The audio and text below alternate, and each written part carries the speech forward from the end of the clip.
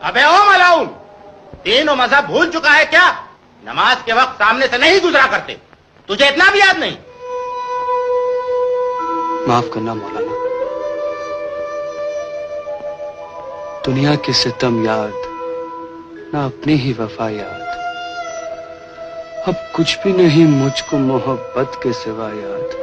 मोहब्बत के अंधे ईमान की आंखें खोल, वरना जहन्नुम में जाएगा। अल्लाह की इबादत के आगे तेरी मोहब्बत की हैसियत क्या है? मोहब्बत इबादत की बुनियाद है मौलाना।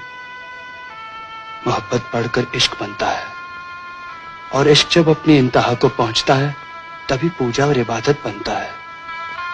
आपकी तो सिर्फ नाम की इबादत है। क्या कहा?